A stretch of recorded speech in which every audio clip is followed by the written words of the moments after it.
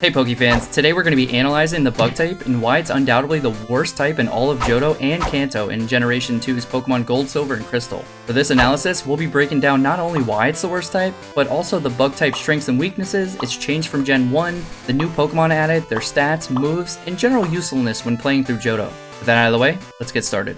After the bug type's laughably disappointing introduction into Pokemon Red, Blue, and Yellow, it was unsurprising that Game Freak would need to buff the type as a whole. The type was terrible, as Generation 1 consisted of 6 fully evolved bug types, with an average base stat total of just 441, the worst of any type. Sadly, it was only as high as it was due to Scyther and Pinsir. To make things worse, there were only 3 bug type damaging moves in Generation 1. Leech Life, which was 20 base power at the time, Pin Missile at 14 that hit between 2 and 5 times at 85% accuracy, and Twin Needle at 25, which hit twice for 50 base power. However, the only bug type that could learn Pin Missile and Twin Needle at the time was Beedrill, which was awful. The 2 decent bug types, Scyther and Pinsir, had horrible move pools and learned no bug type moves at all to help against the overpowered Psychic type, which left only Beedrill as an option. Also, for some reason in Generation 1, both Bug and Poison were super effective to one another, which was later changed. So after all this, Game Freak made some big changes to help the bug type, right? Well, no, not really.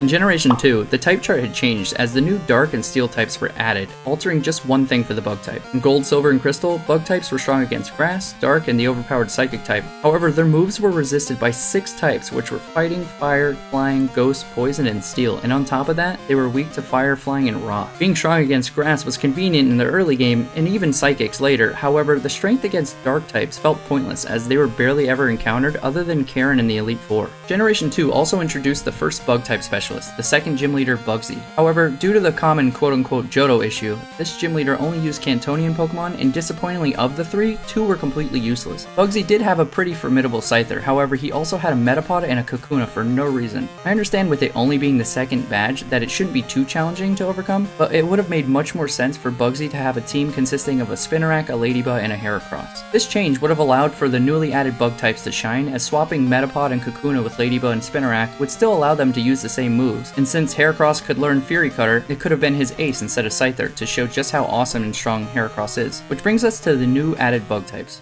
Pokemon Gold, Silver, and Crystal brought with it a handful of new bug-type Pokemon. 7 fully evolved were Ladian, Ariados, Fortress, Yanma, Shuckle, Scizor, and the previously mentioned Heracross. These new Pokemon brought the average base stat total up from 441 in Gen 1 to a measly 448. Starting with the 2 early route bugs, we have Ariados and Ladian, which share an underwhelming base stat total of just 390. These 2 were version exclusives, as Ladybug, the pre-evolution of Ladian, could only be caught in Pokemon Silver in the morning, and Spinarak, the pre-evolution of Ariados, could only be caught in Pokemon Gold in the evening, showing the nocturnal characteristics of a real spider. The incorporation of the new day-night cycle definitely added some much-needed character to the formula. This subtle change made each Pokemon species unique, connecting them to their real-life inspired animal counterparts, allowing their habits and bios to make more sense, helping to flesh out the Pokemon world as a real lived-in one, in my opinion at least. Yanma, though a cool-looking dragonfly, other than its respectable 95 speed, had a subpar base stat total of 390 as well, and wouldn't be improved until receiving an evolution later in Generation 4. Shuckle was more of a gimmicky Pokemon, as it had abysmal stats next to 0 and everything other than its astonishing 230 defense and special defense, giving it a base stat total of 505.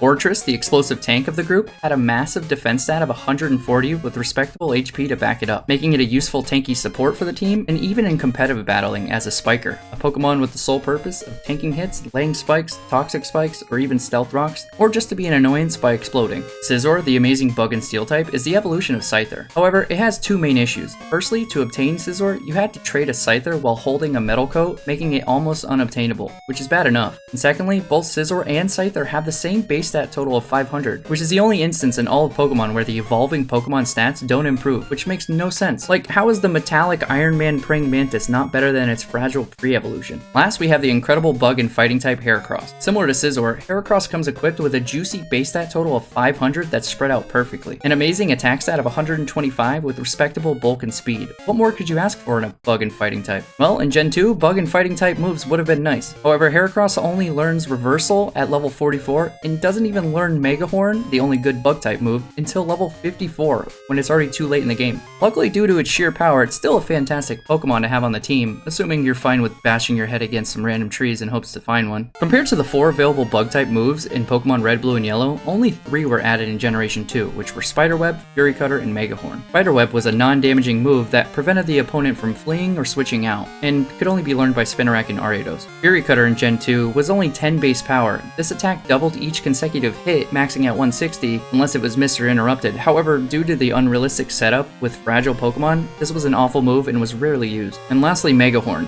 an amazing 120 base power attack that unfortunately could only be learned by Heracross at level 54. Game Freak definitely attempted to improve the bug type for Generation 2 with its newly added Pokemon. However, due to its shallow move pool of bad or unusable attacks, their multiple weaknesses, and the overall terrible stats that most of the Pokemon have, it's clear to see that the bug type is undoubtedly the worst type in all of Generation 2 in Pokemon Gold, Silver, and Crystal. And if you think I'm ending this video with a meaningful outro,